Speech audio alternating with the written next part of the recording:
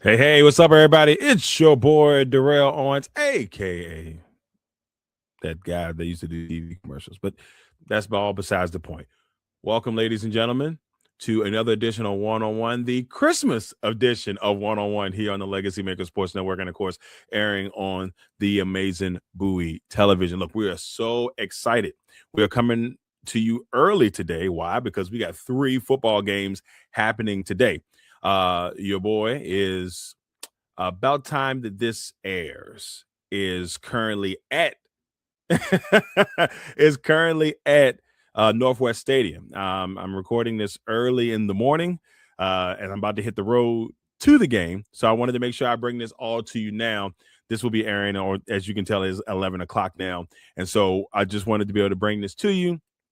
And 11 o'clock on Legacy, 11:30 on Bowie TV. But anyway, with all that being said, your boy's currently at the stadium, but we do have 3 games today. We got the Cowboys taking on the Commanders, Christmas Day game on Netflix. Then the second Netflix game will be the Lions taking on the Vikings. So that's going to be a really interesting one. There's a lot on the line in that one for multiple reasons. But the Lions and the Vikings are in the mix in that one. That's in Minnesota. Max Browser will be the starter for the Vikings. JJ McCarthy's down. Look, the Lions need a win because the Lions have to make the playoffs. If they want to make the playoffs, they have to win. They lose, they're out. The Packers get in. That's as simple as it gets. Then in the 8 o'clock game on Prime, you got the Broncos taking on the Chiefs. That's an 8:15 game. The Chiefs, I can't even say the starter for the Chiefs' name. He's the third string guy. I think it's like Odowandone. I could be destroying that, but he's taking on Bo Nix and the Broncos, who are still looking to solidify the number 1 seed in the AFC. So there's still a lot on the line here for various reasons. Cowboys, Commanders, Dak's playing, but like we got 3 teams that are not in the mix. They don't have their starters. Some second string, some of them third string. Actually, all of them are third string. Josh Johnson's a third string, for the Vikings. Browser technically the third string. They had Wentz. He was the number 2 guy.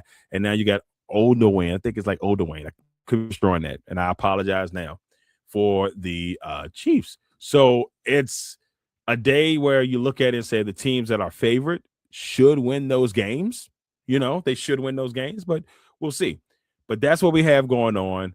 I done got enough explaining out of the way. We got to get you set for week 17, the outside looking in, the bottom, the top 10, the finale, all that fun stuff. Who are the gridiron, our kings of the gridiron for last week? We got to get into all of that. So with that being said, let's go ahead and start episode 195 of 101 now on the Legacy Maker Sports Network and, of course, airing on the amazing Bowie television. Let's go. One.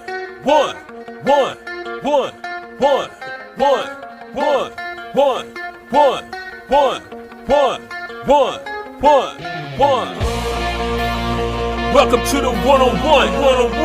When it comes to ratings, man, we number one. I get the truth, then I give them the scoop. If anybody got a question, I give them the proof. Welcome to the one-on-one. When it comes to ratings, man, we number one. I get the truth, then I give them the scoop. If anybody got a question, I give them the proof. Welcome to One-on-One at Legacy Maker Sports Network.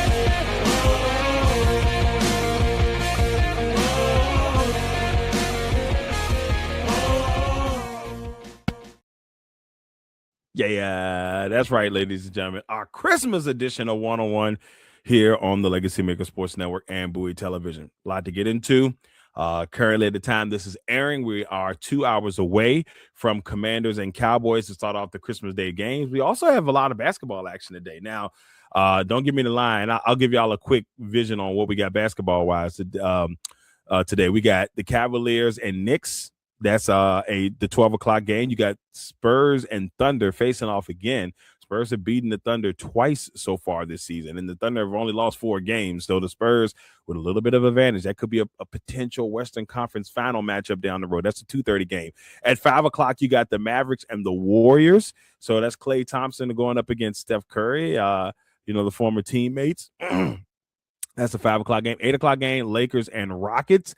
And then to finish things off, you got the Nuggets and the Timberwolves at 10:30. So Christmas, that's usually the NBA's day. The NFL the last couple of years have come in and say, look, the NBA, we know that you care about this day, but we're coming to take it. And that's just pretty much what the NFL has done for the last couple of seasons.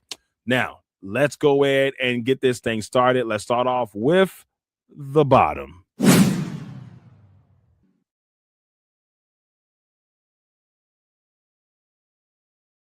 So, the bottom.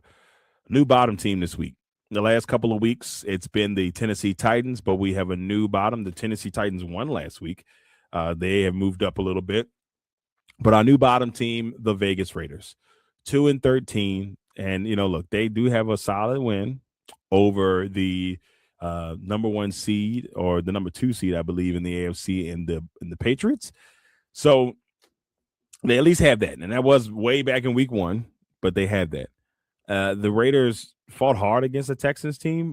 They gave the Texans, pretty much all they can handle last week, but it just wasn't enough. This Raiders team is destined to pick in the top 2. And it's going to be very interesting to see where the Raider franchise goes here in the next couple of months. I don't know where they go.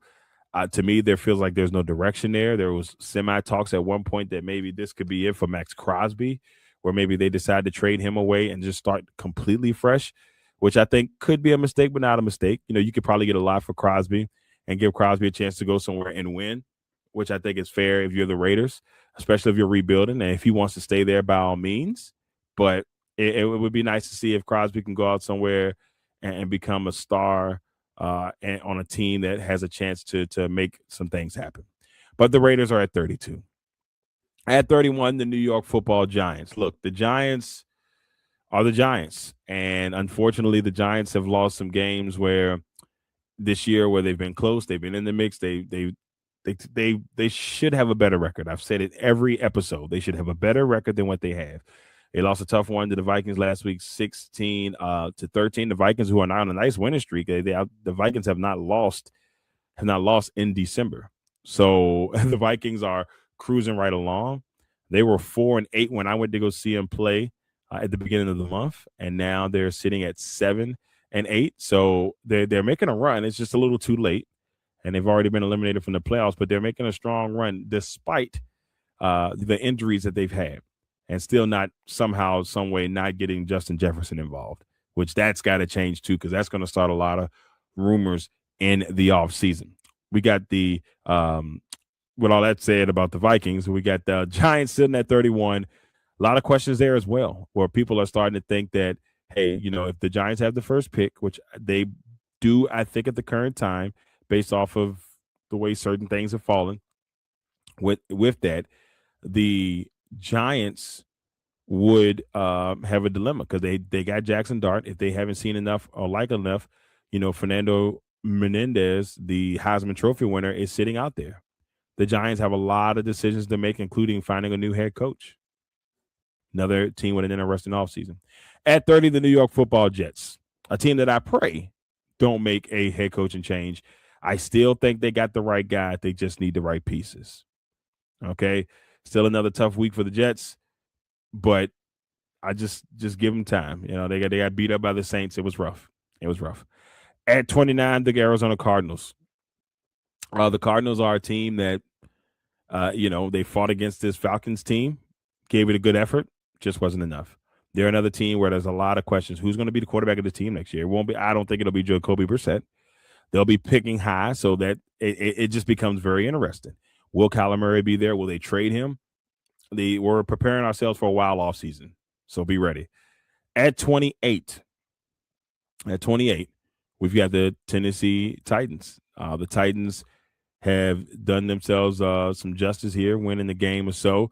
Nice win against Kansas City last week. Obviously, Kansas City without Pat Mahomes, but a win is a win. And, a confidence builder for a team that's still trying to figure out what the next steps are going to be. But Tennessee at 28. At 27, the Cleveland Browns. Now, the Browns went up against the Bills and gave the Bills everything they can handle. The Bills had to fight hard to beat the Cleveland Browns team led by Shedeur Sanders and Myles Garrett. And with the Browns being who they are as a team, maybe on the talent front, and still hanging in with a Buffalo Bills team, which people expect to potentially make a Super Bowl run, it's got to be a little worrisome if you're a Bills fan. But there's some bright spots on that Cleveland team, Fannin, the tight end, the young tight end, and they don't even have Njoku, who I got a feeling that might be another person that we look to be maybe, on another team next season. This Cleveland team's good. Let me clarify that. Cleveland team has good pieces, is what I really want to say. And so we're going to find out what that team looks like next season as well. But they are 3-12. At 26, the Washington Commanders. Obviously, they play here in the next hour or so against a Cowboys team where they want to try to get another win in a season where they had an 8-game losing streak, and maybe try to finish this thing at 6-11, and try to build a smidge of momentum despite all the injuries. And so if you're Dallas, you don't want this loss. That's going to have a whole bunch of questions swirling, especially with George Pickens becoming a free agent. Congratulations to Pickens on the Pro Bowl nod. It's just one of those things. At 25, the New Orleans Saints. Once again, I apologize to the New Orleans Saints on each show. They are on I believe, a 3-game winning streak. So come in and, maybe if they had a little bit more time, maybe the Saints would be shocking us a little bit more. They beat the Bucks. They beat the Panthers. They beat the Jets. They got the Titans this week. This could be another win. I mean, the way they're looking, they can finish the season 7-10. Now they're pushing themselves out from a potential quarterback, but maybe Tyler Shaw is the guy. 32 for 49, a touchdown, 308 yards. He's played well, and I laughed about it at first, but he's played well, and he could be their guy. Maybe they just need pieces around him. I don't know. We'll find out. At 24, the Cincinnati Bengals. Big win over Miami, beat it up on Miami. Just destroyed them 45-21. It was a close game at one point. And then Joe Burrow and Chase Brown decided just to go kookanutty. And so the Bengals, did what they needed to do.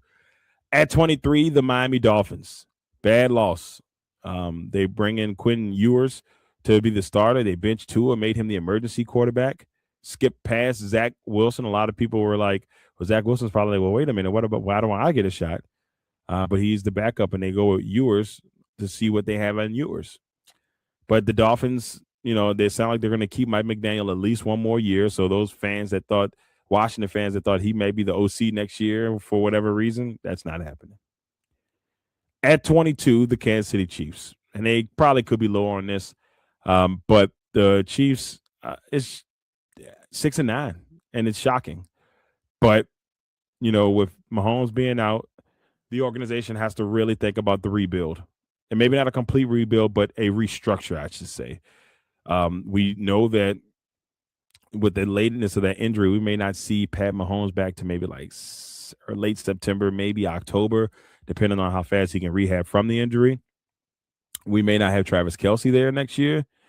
Kansas City has a lot of questions that need to be answered in the upcoming offseason. At 21, the Atlanta Falcons. Falcons get a win over the Cardinals. Nice couple of weeks for the Falcons. They get a couple of wins.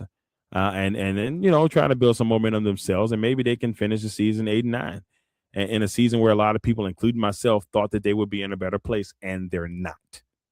They're just not.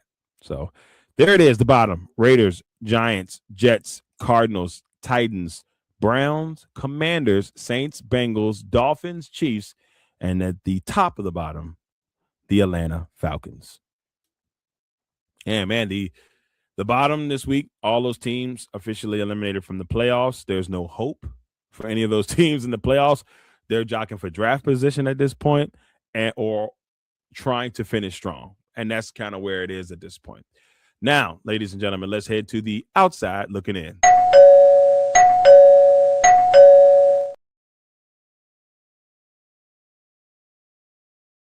Outside looking in. At number 20, the Dallas Cowboys.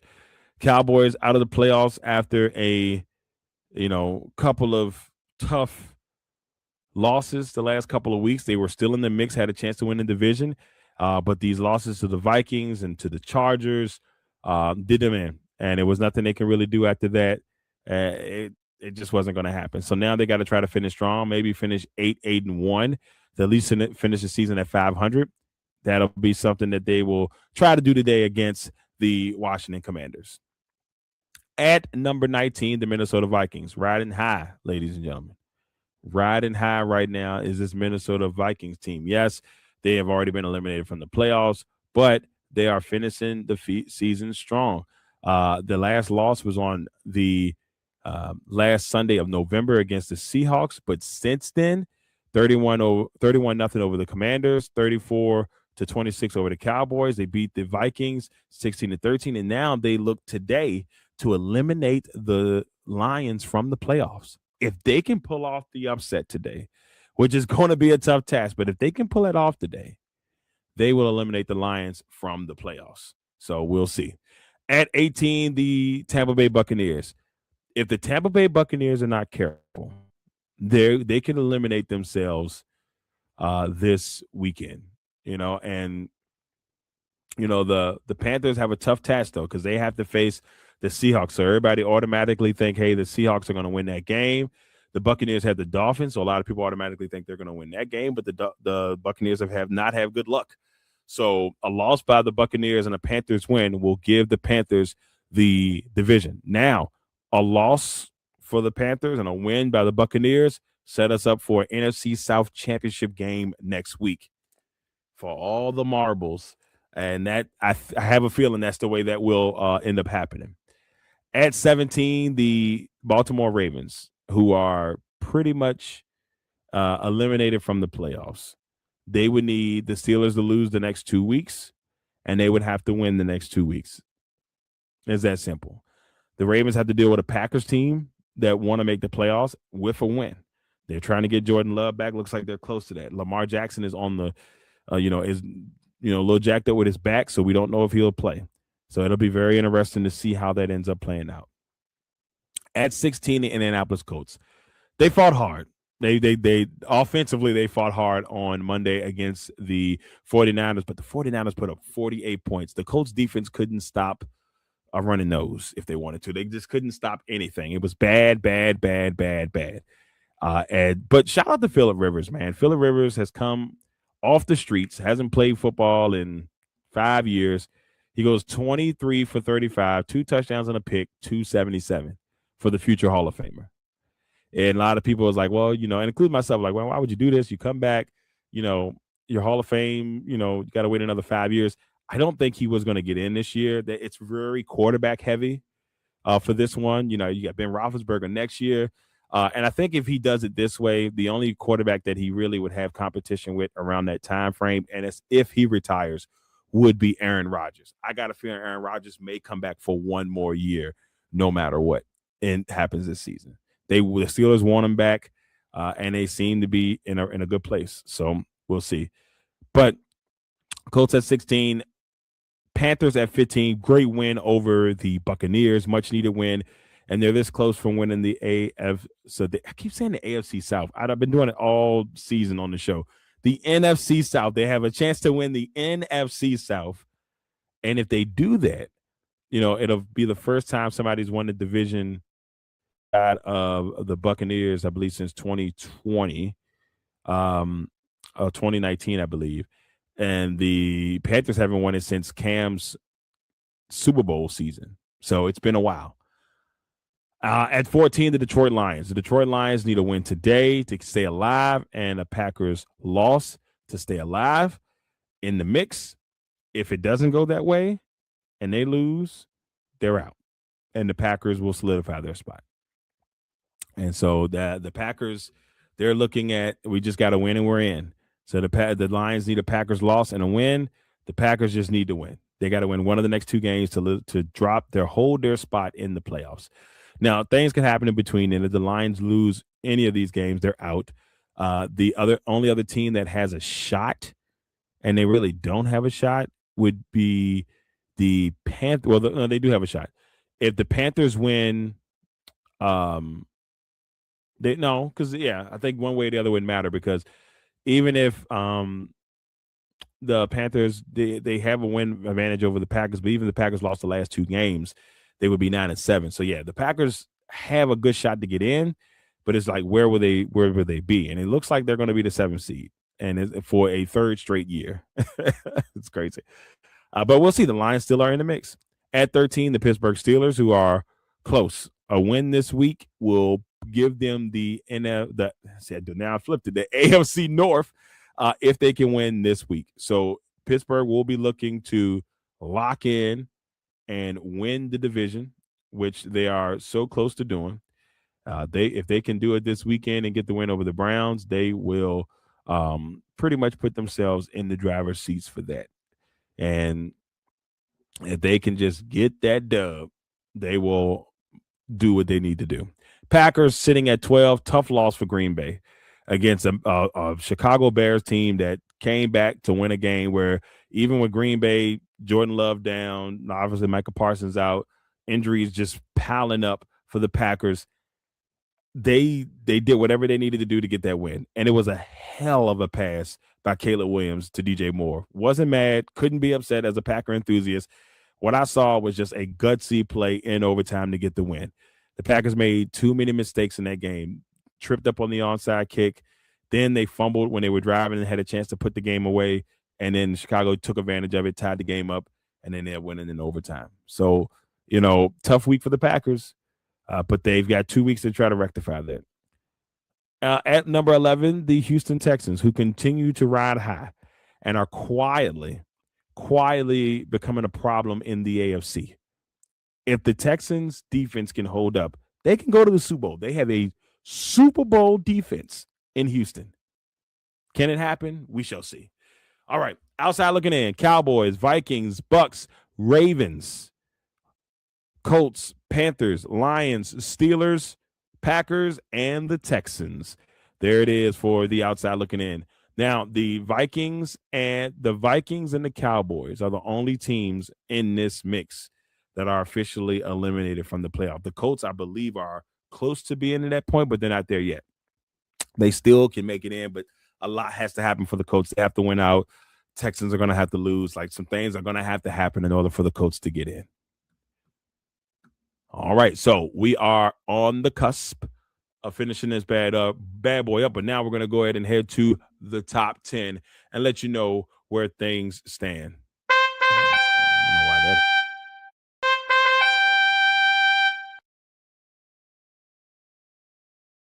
All right. Let's head into it. We've got our top 10 heading into week 17. At number 10, the Philadelphia Eagles. Eagles get the win over the Commanders, a game where the Commanders, like I said, despite everything the Commanders have been through, they were in that game. Could not pull it off in the end. Eagles did what they needed to do. They get the dub. They win the division. They're locked into the playoffs. At the minimum, they should be the 3 seed at the minimum. They still have an outside chance of the 1 seed, but a lot has to happen. Like, the Seahawks have to lose the next 2 games. The Eagles have to win. It's some things that have to happen, but the Eagles are not completely out of the 1 seed. At number 9, a team that's not out of the 1 seed themselves, and it's very tight in the NFC, the San Francisco 49ers, 11-4, in a season where they had to overcome adversity with the injury bug. The injury bug was whooping their behinds. But nevertheless, you can see right now Purdy is clicking on all cylinders. That team is not being talked about. And I have a really weird feeling that the San Francisco 49ers may be the NFC representative in the Super Bowl. I don't want to say that just yet. That's just the way this thing is starting to click, the way it's starting to feel. You better watch out for San Francisco. At number 8, the Chargers. They're 11-4. Another team that's cooking right along, making things happen. Jim Harbaugh's got them boys in the playoffs for back-to-back years. So, shout out to the Chargers. But can they do it in the playoffs? Can they make a run in the playoffs? We'll see. At number 7, the number 2 seed in the NFC, the Chicago Bears. Look, Chicago, I do have the Rams above them, but it's only because I just think overall, talent-wise, the Rams are just a little bit better. This Chicago team has proven me wrong throughout the season. They're having a great run right now. They've got a chance to go in and win the NFC North. I wanted to make sure I said the right division this time. So they still got a chance. If they can win this week, if Chicago wins this week, they're playing San Francisco. So it's a big matchup between these two teams. If they lose this week and the Packers win, that gives the Packers hope heading into that last game of the season. Now, the Bears faced the Lions in the last game of the season, and the Packers faced the Vikings. So the Packers' hopes of winning the division are still there because technically the Packers do have a pretty solid division record. I think they're 3-1 so far in the division. No, excuse me, 4-1 in the division. Their only loss being to the Bears. So they can finish up 5-1 if they beat the Vikings at the end of the season. So there's still a chance where it works out in the Packers' favors, but the Packers have to win the last 2 games. Chicago has to also lose the last 2 games. So that's where it gets tricky, but we'll see. Chicago has the inside track of winning that division. At number 6, the Rams, tough loss against Seattle. Great game against Seattle and the Rams last Thursday night was a classic. And Seattle get a big win. They're currently the number 1 seed in the NFC, the Seattle Seahawks. And it was a great game between NFC West rivals. And like I said, it's not over yet. There's a lot that's got to happen here in the next couple of weeks between the 49ers, the Rams, and the Seahawks. Who will be the 1 seed in the NFC? At number 5, the Buffalo Bills. Buffalo's tricky. You know, this should be their year, right? This should be the year. No Chiefs in sight. If you don't win it this year in your Buffalo, something's got to give, or at least get to the Super Bowl. Something's got to give. We'll see. At number 4, a team that is as hot as they can be, the Jacksonville Jaguars, beating our last week number 1, the Denver Broncos at Mile High. And yes, I still have the Broncos ahead of them, even with the win. But the Jaguars, just the best of the 11-4 teams right now. Like what I'm seeing from them, and Mr. Duval himself, Liam Cohen. So shout out to the Jaguars. I had the Jaguars making the playoffs as a 7 seed. They have exceeded that expectation right now. They're sitting at the 3 seed in the AFC. At number 3, the Broncos, tough loss, but I feel like the Broncos will bounce back tonight against the Chiefs. They should win that game, put a little pressure on the Patriots heading into Sunday.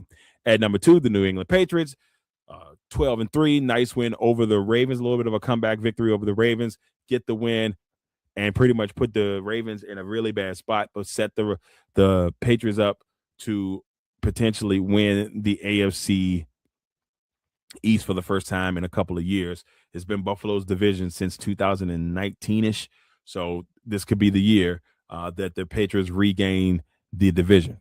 And last but not least, and for the first time ever on our power rankings, the number 1 team in our power ranking, the Seattle Seahawks. You got to give this team credit. Sam Darnold, Jackson Smith-Njigba, Coach Mike McDonald, and the crew have just done everything. That defense has been – it didn't look that great on Thursday because it was a shootout, but that defense, the team as a whole has done really well.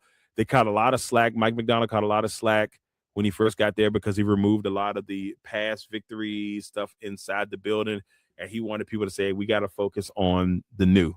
And so shout out to the Seahawks, the number 1 seed in the NFC and number 1 in our power rankings heading into week 17. Well, there she blows. Our power rankings locked and loaded. Let's go ahead and finish this thing up strong, ladies and gentlemen, with the finale.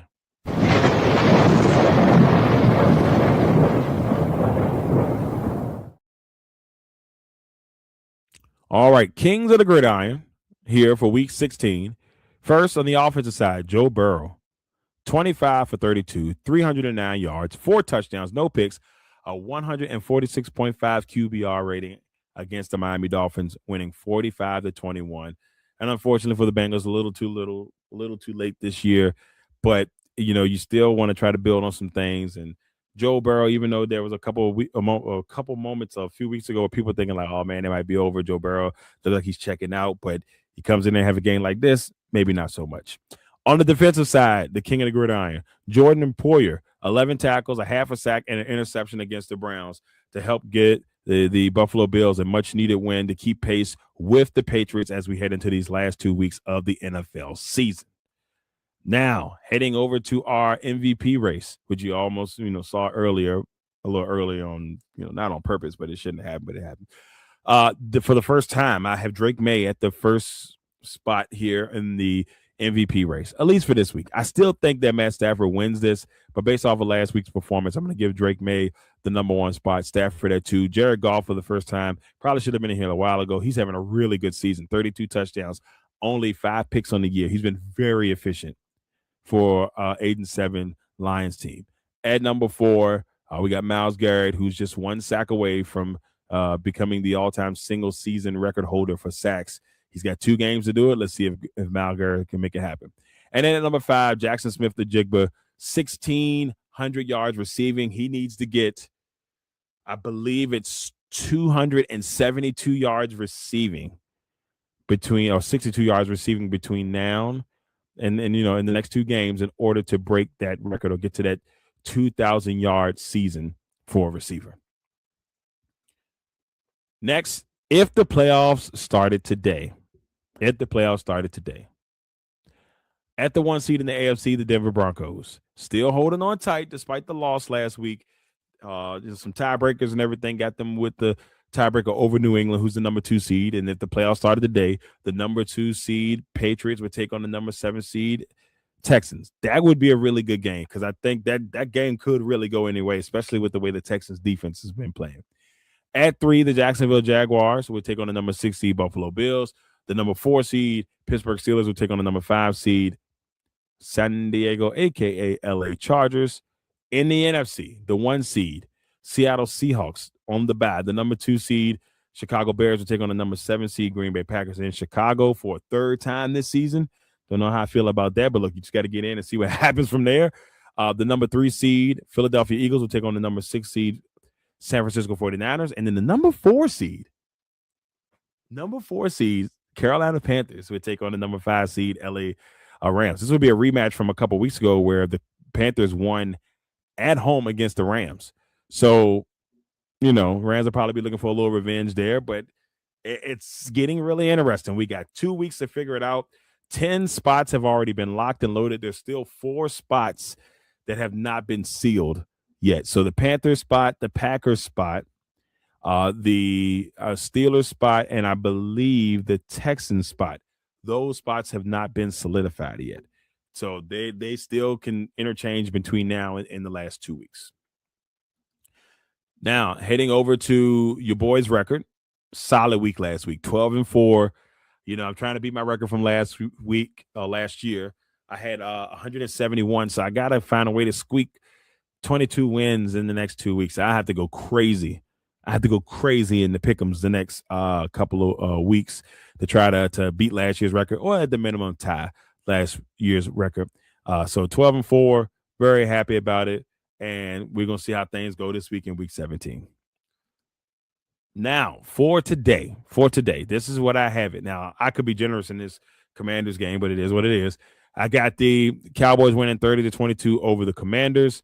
I got the Lions beating the Vikings 34-17.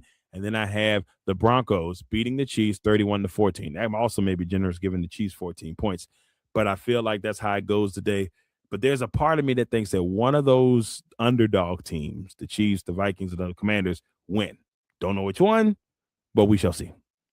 As those are our Christmas Day games. And then to finish it up, here are my picks for the rest of the way in week 17. Of course, Cowboys, Lions, and Broncos. You got the Packers, which that's just, I need that. The Texans, the Steelers, the Patriots, the Saints, the Jags, the Bucks, the Seahawks, the Bengals, the Raiders over the Giants. That's a big one because that matchup determines who's going to pretty much have the number 1 pick at this point. At least that's the way it feels.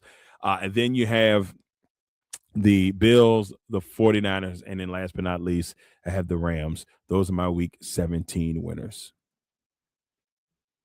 All right, everybody, that's it. Episode 195 or 101 in the books here, week 17 of the NFL season. I want to thank you all for tuning in. And like I said, it's a beautiful Christmas. I hope everybody's having a phenomenal Christmas. I hope you all have a great Christmas. I hope you enjoy that time with your family, watching some football, watching some basketball. That also comes on today. So a lot of good sporting events happening today where you have to choose from on this glorious Christmas day. So, make sure you have an opportunity to love on your family and just really appreciate these moments. because you never know. You really just never know. That's the one thing I've learned in the last 5 years, man. It's just, you just never know. So appreciate those moments. Cherish those moments. Thank you all for tuning in for another episode of One on One. And we'll be back for next week for episode 196 here on the Legacy Maker Sports Network and, of course, on Bowie Television. And so until next time, everybody have a Merry, Merry Christmas and a Happy New Year. Yeah, yeah. Something like that. Yeah, it was bad. I know. I'm sorry, y'all. Until next time, y'all, enjoy your holidays, and we will see you all next week on New Year's Day for our first episode in the year 2026. Until then, take care. Enjoy your holiday.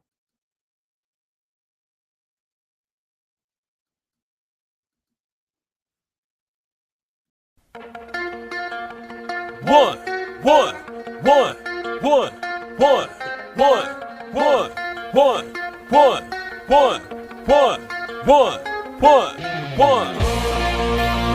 Welcome to the one-on-one. When it comes to ratings, man, we number one. I get the truth, then I give them the scoop. If anybody got a question, I give them the proof.